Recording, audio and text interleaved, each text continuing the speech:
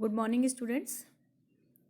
आज BA part first के इतिहास के विद्यार्थियों के लिए आज का विषय है त्रिपक्षीय संघर्ष। त्रिपक्षीय संघर्ष को विभिन्न नाम दिए गए हैं।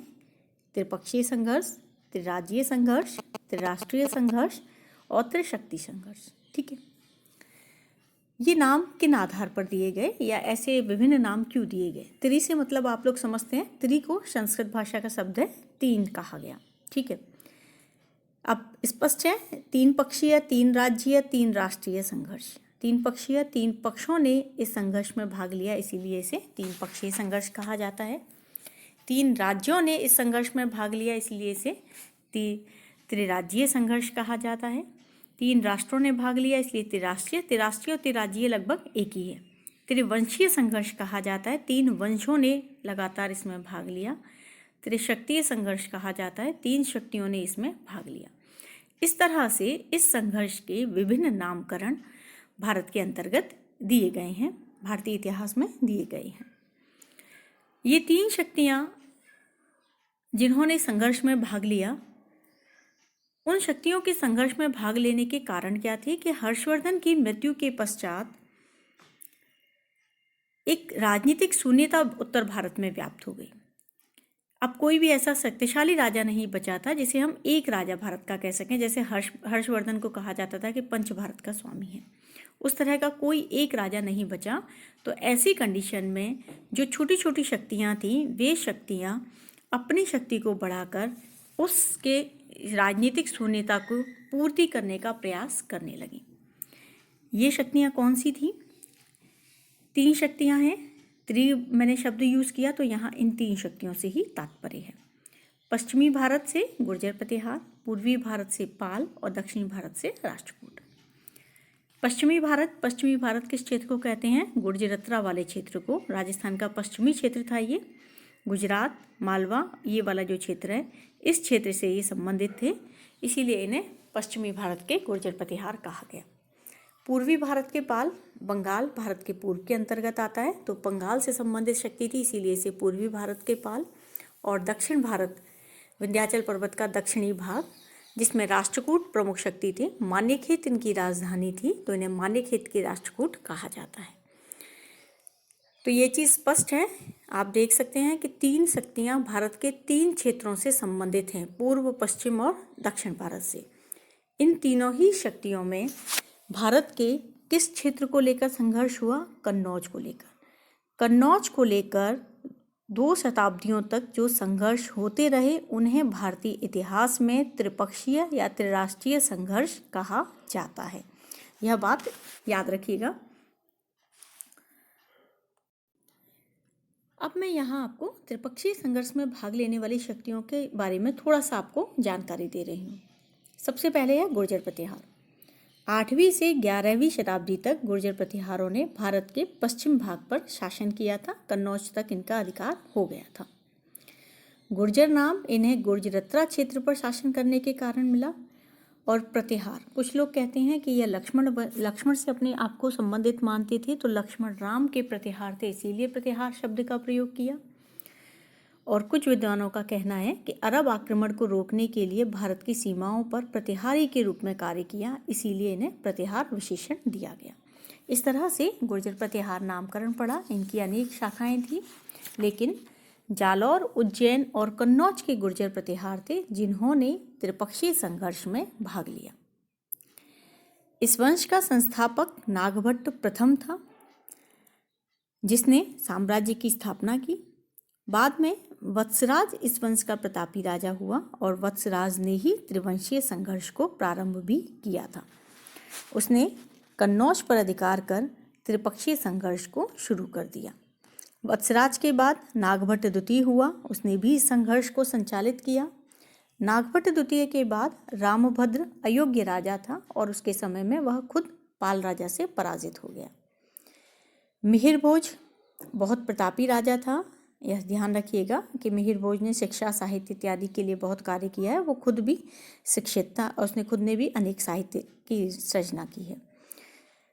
मिहिर भोज के समय में भी यह त्रिपक्षीय संघर्ष चलता रहा। पहले तो वह देवपाल से पराजित हुआ, बाद में उसने देवपाल को पराजित कर दिया।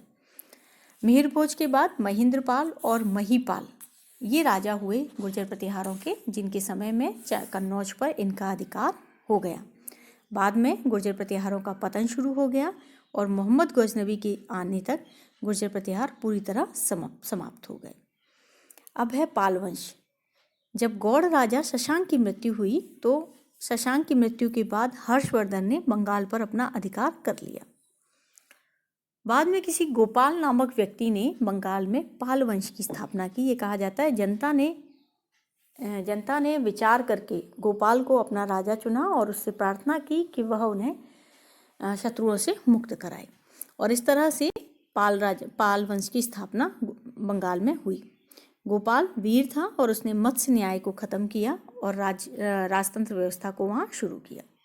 गोपाल का पुत्र था धर्मपाल और धर्मपाल के समय में ही त्रिपक्षीय संघर्ष शुरू हुआ। धर्मपाल ने भी कन्नौज पर अधिकार करने के उद्देश्य से त्रिपक्षीय संघर्ष में भाग लिया। हालांकि वह पराजित हुआ, लेकिन बाद में धर्मपाल ने दूसरे चरण में कन्नौज पर विजय प्राप्त कर शकलोत्तर पथनाथ यानी कि उत्तरापथ स्वामी की उपाधि को धारण किया था। इसके पश्चात धर्मपाल के बाद देवपाल राजा बना। देवपाल बहुत प्रतापी था। उसके समय में भी कन्नौज पर उसने अधिकार किया। देवपाल के बारे में कुछ चीज़ें हैं कि देवपाल बौद्ध धर्म का अनुयायी था और उसने ओदंतपुरी में एक शिक्षण केंद्र बनवाया था। ध्यान रखिएगा, प्राचीन भारत में इस काल के 3 शिक्षा केंद्र प्रमुख हैं, जिनमें है नालंदा, उदंतपुरी और विक्रमशिला। उदंतपुरी की स्थापना देवपाल ने करवाई है और धर्मपाल ने विक्रमशिला की कराई थी। ठीक है। उसके बाद पालों की शक्ति भी जो है धीरे धीरे कमज़ोर होती चली गई, उनके भी सामंत उठ खड़े हुए। अब तीसरी शक्ति है राष्ट्रकूट शक्ति। बहुत ज़्यादा डिटेल से नहीं बताऊंगी, राष्ट्रकूटों के बारे में आपको आगे पढ़ना है, बहुत कम बताऊंगी आपको। राष्ट्रकूट जो थे दक्षिण भारत के स्वामी थे। ये कहा जाता है कि सामंत से उदित हुए, इसीलिए इन्होंने राष्ट्रकूट को ही अपना वंश बना लिया। इनका जो संस्थापक था वो संस्थापक जो था दंतीदुर्ग था। इसे ही वास्तविक संस्थापक कहा जाता है कि चालुक्यों से अपनी सत्ता हटाकर उसने अपने साम्राज्य की स्थापना की थी और धीरे धीरे राष्ट्रकूटों ने दक्षिण भारत में एक बड़ा साम्राज्य अपना स्थापित कर लिया। एलोरा को इन्होंने मुख्य कार्यक्षेत्र बनाया। ध्रुव जो था दंतीदुर्ग के पश्चात यानी कि करीब 780 ईस्वी के पश्चात दंतीदुर्ग यहाँ का राजा बना और ध्रुव यहाँ का राजा बना और ध्रुव ने ही त्रिपक्षीय संघर्ष में भाग लेकर उत्तर भारत में हलचल मचाई। यहाँ ये बात आप ध्यान रखिएगा कि राष्ट्रकूट दक्षिण भारत की पहली शक्ति थी जिन्होंने उत्तर भारत की राजनीति में हस्तक्षेप किया था। अभी तक दक्षिण भारत की कोई भी शक्ति उत्तर भारत नहीं गई थी। पुलकेशन द्वितीय का युद्ध जरूर हुआ है हर्षवर्धन के साथ, लेकिन वो भी उत्तर भारत पर आक्रमण करने के लिए नहीं बल्कि अपनी सीमाओं की सुरक्षा करने के उद्देश्य से हुआ था। लेकिन राष्ट्रकूट ने उत्तर भारत में आक्रमण किए हैं। ध्रुव के बाद गोविंद तृतीय राजा बना। गोविंद तृतीय ने भी इसमें त्रिपक्षीय संघर्ष में भाग लिया। अमोघवर्ष शुरू में भाग नहीं ले पाया, लेकिन बाद में अमोघवर्ष ने भी आक्रमण किया था। इस तरह से लंबे समय तक राष्ट्रकूट राजा जो थे वो उत्तर भारत की राजनीति में हस्तक्षेप करते चले गए, यानी कि उनका उद्देश्य था एक बड़े साम्राज्य की स्थापना करना और इसीलिए उन्होंने उत्तर भारत की राजनीति में हस्तक्षेप किया। त्रिपक्षीय संघर्ष का समय क्या था? ये माना जाता है कि यह संघर्ष लगभग 200 वर्षों तक चलता रहा। वत्सराज गुर्जर प्रतिहार के समय से शुरू हुआ और महेंद्रपाल के समय तक चलता रहा। लगभग 1000 ईस्वी तक इस युद्ध के हमें विभिन्न चरण प्राप्त होते हैं कि जब किसी न किसी शक्ति ने कन्नौज को लेकर युद्ध किया। तो यह युद्ध माना जाता है 800 से लेकर 1000 ईस्वी लगभग तक यह युद्ध लगातार भारत के इतिहास में चलता रहा। अब है त्रिपक्षीय संघर्ष के कारण क्या थे, यानी कि ये जो युद्ध लंबे समय तक हुए, इस युद्ध के कारण क्या थे। सबसे पहला कारण था साम्राज्यवादी प्रवृत्तियां। पूर्व मध्यकाल में भारत में नई नई शक्तियां स्थापित हुई। ये शक्तियां अपने अस्तित्व के लिए निरंतर संघर्ष कर रही थीं और ये चाहती थीं कि इनका बड़े से बड़ा साम्राज्य स्थापित हो जाए और साम्राज्य कब स्थापित हो सकता है? आपसी युद्धों के द्वारा, क्योंकि उनके तुरंत बाद ही फिर कोई शक्ति है तो उस शक्ति पर आक्रमण करेंगे, उसका साम्राज्य छीनेंगे, तभी उनका साम्राज्य बढ़ेगा। तो ऐसे में ये लोग लगातार युद्धों में संलग्न थे। पाल उत्तर की ओर, प्रतिहार पूर्व की ओर और विस्तार करना चाहते थे, तो राष्ट्रकूट भी उत्तर भारत की ओर विस्तार करना चाहते थे। इस तरह से विस्तारवादी प्रवृत्ति के कारण इन शक्तियों के लगातार युद्ध हुए। अब है कन्नौज का विशिष्ट महत्व। हर्षवर्धन ने वर्धन साम्राज्य की राजधानी के रूप में कन्नौज को प्रतिष्ठापित किया था। इसके पश्चात यशोवर्मा ने इस पर शासन किया, तो उसने भी इस नगरी का महत्व बढ़ा दिया। अब कन्नौज का भारत में वही राजनीतिक महत्व हुआ जो पाटलिपुत्र का पहले था। भारतीय राजनीति की धुरी क्या हो गई? कन्नौज हो गई। तो ऐसे में कोई भी चक्रवर्ती सम्राट या शक्तिशाली राजा तभी माना जाता था जब वह कन्नौज को अपने अधिकार में ले ले।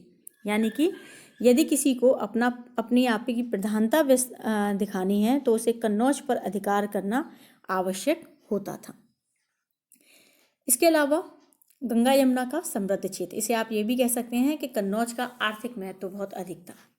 कन्नौज गंगा यमुना के दोआब में स्थित है और कन्नौज और उसके आसपास का जो क्षेत्र है वो बहुत अधिक उपजाऊ है।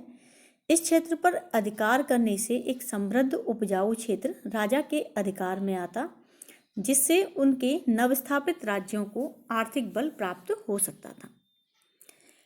यानी कि एक समृद्ध क्षेत्र आएगा तो समृद्ध क्षेत्र से कर की वसूली भी ज़्यादा होगी, इससे राज्य की आय भी बढ़ेगी। इसीलिए राजा इन क्षेत्रों पर अधिकार करना चाहते थे। इस क्षेत्र का व्यापारिक महत्व भी बहुत अधिक है। कन्नौज व्यापारिक मार्ग से भारत के विभिन्न क्षेत्रों से जुड़ा है। एक मार्ग कन्नौज से प्रयाग, फिर पूर्वोत्तर से दक्षिण की ओर कांची तक जाता है, दूसरा वाराणसी से बंगाल तक, और तीसरा पूर्व में कामरूप, उत्तर में नेपाल तिब्बत तक जाता है, और एक गुजरात तक। यानी कि अगर इन मार्गों के बारे में आप देखेंगे तो कन्नौज जो था वो सड़क मार्गों से समुद्र तक और नदियों तक, यानी कि भारत की बाहरी सीमाओं तक जुड़ा हुआ था कि यदि व्यापारिक उद्देश्य से यात्राएं की जाएं तो किसी भी कार्य के लिए उन्हें परेशान नहीं होना पड़ता था। ऐसे में व्यापारिक मार्गों के केंद्र में स्थित होने का परिणाम कन्नौज को प्राप्त हुआ कि कन्नौज में आय के साधन बढ़ गए, व्यापारिक समृद्धि बढ़ गई। तो इसीलिए शक्तियां चाहती थीं कि इन व्यापारिक मार्गों पर और कन्नौज पर उनका नियंत्रण स्थापित हो जाए। इसके बाद है उत्तर भारत की दुर्बल राजनीतिक स्थिति, या हम कह सकते हैं इसे कन्नौज की दुर्बल राजनीतिक स्थिति। हर्षवर्धन के बाद कन्नौज पर यशोवर्मन ने शासन किया था, जिसका कश्मीर के राजा ललितादित्य और चालुक्य विनयादित्य से संघर्ष हुआ। यशोवर्मन के वंश में उसके बाद कोई भी प्रतापी राजा नहीं हुआ। 770 ईस्वी के लगभग यहाँ आयुधवंशी राजा वज्रायुध राजा बना। 783 में वज्रायुध की मृत्यु हो गई और वज्रायुध की मृत्यु के बाद उसके दो पुत्र थे, इंद्रायुध और चक्रायुध। इंद्रायुध राजा बन गया 783 ईस्वी में, लेकिन इंद्रायुध की गद्दी को खतरा था उसी के भाई चक्रायुध से। चक्रायुध स्वयं राजा बनना चाहता था और ऐसे में दोनों पक्षों ने ही बाहरी शक्तियों को सहायता के लिए आमंत्रित किया, या इनकी दुर्बल राजनीतिक स्थिति को देखते हुए ये बाहरी शक्तियां पाल और प्रतिहार, इन्होंने कन्नौज को प्राप्त करने का उपयुक्त अवसर समझा और यह मानकर उन्होंने यहाँ पर आक्रमण कर दिया। अंतिम कारण है राष्ट्रकूटों की सुरक्षा हेतु। राष्ट्रकूट राजा दक्कन में शासन कर रहे थे और उन्हें यह पता था इस समय दक्कन जो था पूरा का पूरा साम्राज्यवादी शक्तियों से जूझ रहा था।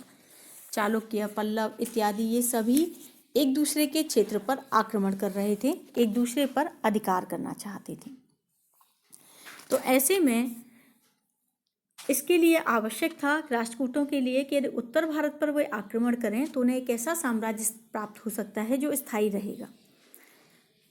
यह और साथ ही उत्तर भारत के बिल्कुल समीपवर्ती उनका क्षेत्र था, तो इसीलिए वो ये नहीं चाहते थे कि उनके जस्ट समीपवर्ती क्षेत्र पर कोई ऐसा शक्तिशाली राजा हो जाए जो उनके साम्राज्य के लिए खतरा पैदा करे, और इसीलिए उन्होंने प्रतिहारों को परास्त किया, अपने राज्य को सुरक्षित रखने का प्रयास किया। इस तरह से त्रिपक्षीय संघर्ष के ये विभिन्न कारण थे जिनकी वजह से त्रिपक्षीय संघर्ष एक लंबे समय तक चलता रहा। अब बात करते हैं संघर्ष के चरणों की। संघर्ष के विभिन्न चरण हैं। यह भी मैंने आपको बताया कि यह युद्ध 200 वर्षों तक चलता रहा। तो जब 200 वर्षों तक चलता रहा तो स्वाभाविक है कि इस युद्ध में विभिन्न लोगों ने भाग लिया, विभिन्न शक्तियों ने भाग लिया। उसमें एक पक्ष कभी विजयी हुआ तो कभी दूसरा पक्ष विजयी हुआ। इसके हम 7 चरणों की बात करते हैं। इन 7 चरणों के अंतर्गत पहला है कि अवंती का जो प्रतिहार राजा था वत्सराज, वत्सराज ने कन्नौज पर आक्रमण किया और कन्नौज के राजा इंद्रायुध को अपनी अधीनता स्वीकार करने के लिए बाध्य किया। बंगाल में पालवंशी राजा धर्मपाल राजा कर रहा था। धर्मपाल को जब ये पता चला कि प्रतिहारों ने कन्नौज पर आक्रमण कर लिया है तो उसने वत्सराज को चुनौती दी। दोनों राजवंशों में युद्ध हुआ और इस युद्ध में वत्सराज विजयी हुआ। ये कहा जाता है कि वत्सराज ने सरलता से धर्मपाल को हरा दिया। इधर जब धर्मपाल को उसने पराजित कर दिया, जब वो आगे बढ़ा तो राष्ट्रकूट राजा ध्रुव ने उत्तरी भारत पर आक्रमण किया और वत्सराज को परास्त कर दिया। ये कहा जाता है कि वत्सराज को परास्त होकर अपने राज्य, अपनी सुरक्षा के लिए मरु क्षेत्र की ओर यानी कि अपने राज्य की ओर भागना पड़ा। लेकिन राजा ध्रुव अपनी इस विजय को स्थायी नहीं रख पाया। उसके राज्य में, क्योंकि एक तो वो अपने क्षेत्र से बहुत दूर था और दूसरे उसके राज्य में संघर्ष की स्थिति उत्पन्न हो गई। उसके ही पुत्र गोविंद तृतीय ने सिंहासन प्राप्त करने के लिए संघर्ष कर दिया, इसीलिए ध्रुव को वापस लौटना पड़ा।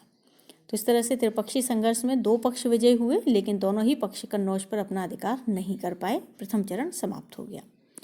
द्वितीय चरण में ध्रुव दक्षिण चला गया, वत्सराज अपने क्षेत्र में चला गया। तो धर्मपाल ने कन्नौज के राजा इंद्रायुध को हटाया और चक्रायुध को कन्नौज का राजा बना दिया।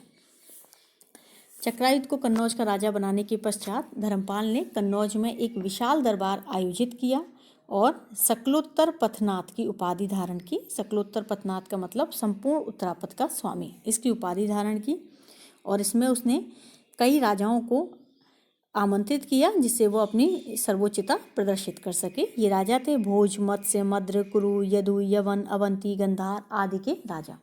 अवंती से तात्पर्य वत्सराज से है, लेकिन ये कहा जाता है वत्सराज धर्मपाल से पराजित नहीं हुआ था। तीसरा चरण, वत्सराज की मृत्यु हुई और वत्सराज की मृत्यु के बाद नागभट्ट द्वितीय राजा बना। इस समय दक्षिण भारत में ध्रुव का पुत्र गोविंद तृतीय राजा था। नागभट्ट द्वितीय ने अपनी वंश की खोई हुई प्रतिष्ठा को पुनः प्राप्त करने के लिए कन्नौज पर आक्रमण किया। चक्रायुध चूंकि धर्मपाल का समर्थक था, चक्रायुध को हटा दिया और इंद्रायुध को अपने समर्थन में कन्नौज का राजा बना दिया। उसके बाद धर्मपाल को मुंगेर के पास पराजित किया, आसपास के क्षेत्रों को जीता। वापस लौट रहा था तभी पहले की घटना पुनरावृत्त हुई और गोविंद तृतीय अपने पिता की भांति नागभट्ट द्वितीय के समक्ष आया, नागभट्ट द्वितीय को परास्त किया और उसके बाद उसका कन्नौज पर प्रभाव समाप्त हो गया, कन्नौज को जीता। लेकिन गोविंद तृतीय को भी वापस जाना पड़ा क्योंकि उसके क्षेत्र में भी आपसी संघर्ष उठ खड़ा हुआ था। तो इस तरह से 3 पक्षों में 2 बार राष्ट्रकूट जीते लेकिन अपनी जीत का लाभ नहीं उठा पाए। चतुर्थ चरण विवादग्रस्त है। गोविंद तृतीय के आक्रमण के काल और कारण से संबंधित है। कुछ विद्वान मानते हैं कि नागभट्ट द्वितीय ने धर्मपाल द्वारा चक्रायुध को परास्त किया और सिंहासन से हटाकर अपने समर्थक को शासक बना दिया, यानी कि इंद्रायुध को राजा बना दिया और धर्मपाल को भी परास्त किया। लेकिन कई लोग मानते हैं ऐसा नहीं हुआ। नागभट्ट द्वितीय सर्वे सर्वा बनता जा रहा था, इसीलिए गोविंद तृतीय आगे बढ़ा और गोविंद तृतीय ने चक्रायुध और धर्मपाल को अपनी ओर मिलाकर नागभट्ट द्वितीय को परास्त किया और नागभट्ट द्वितीय को अपने क्षेत्र की ओर भागने के लिए विवश किया। राष्ट्रकूट गोविंद तृतीय भी दक्षिण की ओर लौट गया। इसके पश्चात पंचम चरण में जब वो लौट गया, चतुर्थ चरण के अंतर्गत जब गोविंद तृतीय लौट गया तब नागभट्ट द्वितीय दोबारा आया और नागभट्ट द्वितीय ने फिर से कन्नौज पर विजय को प्राप्त कर लिया और विजय प्राप्त करने के पश्चात उसने कन्नौज पर अधिकार कर लिया। पंचम चरण नागभट्ट के बाद रामभद्र अयोग्य राजा था, ऐसे में साम्राज्य के कुछ क्षेत्र उसके हाथ से निकल गए। इधर अमोघ वर्ष जो था वो भी अल्पायु था, वो भी दक्षिण भारत में अपनी शक्ति की स्थापित करने की कोशिश कर रहा था। तो इन सब का लाभ प्राप्त हुआ देवपाल को। देवपाल धर्मपाल का पुत्र था और उसने कुछ समय के लिए कन्नौज और उसके आसपास के क्षेत्र को अपने अधिकार में कर लिया। षष्ठ चरण, देवपाल का उत्तराधिकारी विग्रहपाल, विग्रहपाल के बाद नारायणपाल। इधर अमोघ वर्ष अल्पायु ही था, तो ऐसे में अमोघ वर्ष भी वहाँ अधिक लंबे समय तक आक्रमण नहीं कर पाया। और मिहिर भोज जो था, मिहिर भोज इस समय में उठ खड़ा हुआ था। तो मिहिर भोज ने अपनी शक्तियों को स्थापित किया और अपनी शक्तियों को मजबूत करके उसने पाल राजा नारायण पाल को परास्त किया। नारायण पाल को परास्त करने के पश्चात उसने यहाँ पर अधिकार किया। कुछ लोग कहते हैं कि पालों में और राष्ट्रकूटों में लंबे समय तक संघर्ष होते रहे लेकिन कोई निर्णय नहीं लिया। लेकिन ये ध्यान रखिएगा कि अमोघ वर्ष ने राष्ट्रकूट नरेश को परास्त किया था। अमोघ वर्ष को देवपाल ने परास्त किया था, लेकिन अमोघ वर्ष कन्नौज पर अधिकार नहीं कर पाया था। अमोघ वर्ष के पश्चात कृष्ण द्वितीय राजा बना और उसे भी प्रत्यारों के साथ युद्ध करना पड़ा। मिहिर भोज के साथ उसका युद्ध हुआ, जिसमें कृष्ण द्वितीय जो था वो पहले परास्त हुआ, बाद में उसने भोज को परास्त किया है। ठीक है। मिहिर भोज के बाद महेंद्रपाल राजा बना और महेंद्रपाल ने भी प्रतिहारों को सर्वश्रेष्ठ बना दिया और महेंद्रपाल ने कन्नौज पर अधिकार किया। और उसके बाद इधर राष्ट्रकूटों की शक्ति निर्बल पड़ गई। राष्ट्रकूटों के राजा थे इंद्र तृतीय। इंद्र तृतीय ने महेंद्रपाल के समय कन्नौज पर आक्रमण किया, उसे नष्ट किया, लेकिन इंद्र तृतीय को भी वापस लौटना पड़ा। इसके पश्चात राष्ट्रकूटों की शक्ति जो थी वो कमजोर पड़ गई। इधर पालों की शक्ति भी कमजोर हो गई और इसका लाभ प्रतिहारों को मिला। महेंद्रपाल और महेंद्रपाल के पश्चात महिपाल ने यहाँ पर अधिकार किया। कन्नौज जो था वो इनके अधिकार में बना रहा, लेकिन वस्तुतः यह था कि तीनों ही शक्तियाँ धीरे धीरे समाप्ति हो गई। संघर्ष के परिणाम, 2 शताब्दियों तक यह युद्ध चलते रहे और 2 शताब्दियों तक युद्धों के चलने का सीधे सीधे परिणाम हुआ कि 3 महत्वपूर्ण राजवंश जो थे वो समाप्त हो गए। जनकल्याण और सार्वजनिक महत्व के कार्यों की तो इन तीनों राजवंशों ने अनदेखी कर दी और अपने सारे संसाधनों का प्रयोग किसमें किया? युद्ध में किया, जिससे राज्यों का विकास नहीं हुआ, देश के आर्थिक संसाधन बिगड़ गए, देश का पुनर्निर्माण संभव नहीं हुआ और विकास की ओर ध्यान नहीं दे पाए। कन्नौज का महत्व समाप्त हो गया। एक लंबे समय तक जब कन्नौज को लेकर कन्नौज की भूमि और उसके आसपास के क्षेत्रों पर जो युद्ध हुए, इससे कन्नौज की जो महत्ता थी वो धीरे धीरे समाप्त होने लगी, क्योंकि उसकी व्यवस्था तो कोई नहीं कर रहा था, लेकिन उसकी युद्धों ने और आक्रमणों ने उसकी स्थिति को खराब कर दिया। इसीलिए कन्नौज का महत्व समाप्त हो गया। नवीन राजवंशों का उदय हुआ। तीनों शक्तियों ने अपने आसपास की विभिन्न शक्तियों को नियंत्रित किया, उन्हें सामंत बनाया, उनकी सहायता से अनेक युद्ध किए। जब तीनों का पतन हो गया तो तीनों के पतन के पश्चात जो छोटे छोटे सामंत थे वे अपने नवीन राज्यों की स्थापना करने के लिए उठ खड़े हुए, जैसे चंदेल, चालुक्य, परमार, चाहमान, चोल आदि। ये कौन थे? ये इन्हीं के सामंत थे, इन तीनों शक्तियों के। लेकिन धीरे धीरे इन्होंने अपनी शक्तियाँ बढ़ा ली। नवीन संस्कृति का उदय हुआ। प्रतिहार राष्ट्रकूट और पालों के मध्य हुए संघर्ष के परिणाम स्वरूप शौर्य कर्म करने वाले योद्धाओं और उनके अस्त्र शस्त्रों का महत्व स्थापित हुआ। इस काल में शस्त्रोपजीवी जातियों की प्रधानता बढ़ी और युद्ध कौशल व्यक्तियों का महत्व बढ़ने लगा। जनता भी इन्हें अपने रक्षक के तौर पर देखने लगी और इन योद्धाओं ने नवीन संस्कृति को जन्म दिया, जिसे राजपूत संस्कृति कहा गया। देश सैनिक दृष्टि से दुर्बल हो गया। इन तीनों वंशों ने 200 वर्षों तक युद्ध किया, जिससे योद्धाओं की कमी रहने लगी, एकता की भावना कम हो गई। आपस में एक दूसरे के विरुद्ध दलगत राजनीति में ये लोग व्यस्त रहे। सैनिक प्रशिक्षण योग्यता पर इन्होंने ध्यान नहीं दिया। सेना में नई तकनीकें शामिल न करके परंपरागत तरीके से ही युद्ध होता रहा, जिसका परिणाम था कि तुर्की आक्रमणों के समक्ष ये शक्तियाँ टिक नहीं पाईं और भारत पर तुर्की आक्रमण हो गया, क्योंकि ये वो समय था जब भारत पर मोहम्मद गौरी और महमूद गजनवी और मोहम्मद गौरी के आक्रमण शुरू हुए। उन दोनों के ही आक्रमणों के समक्ष भारत की शक्तियां टिक नहीं पाईं। हर्षोत्तर भारत में यदि हम देखें तो भारत में विभिन्न क्षेत्रों में विभिन्न शक्तियों का विकास हुआ। गुर्जर प्रतिहार और पाल उत्तर भारत की और राष्ट्रकूट दक्षिण भारत की प्रमुख शक्ति थी। इन्होंने कन्नौज को लेकर जो संघर्ष किए उन्हें त्रिवंशीय या त्रिपक्षीय संघर्ष कहा गया। इन आपसी संघर्षों ने भारत की विभिन्न शक्तियों को कमजोर बना दिया और भारत विभिन्न भागों में बंट गया, जिसका परिणाम हुआ कि विदेशी आक्रमणकारियों ने भारत में आक्रमण के लिए उपयुक्त परिस्थितियां जानी और उन्होंने भारत पर धीरे धीरे अधिकार कर लिया। धन्यवाद।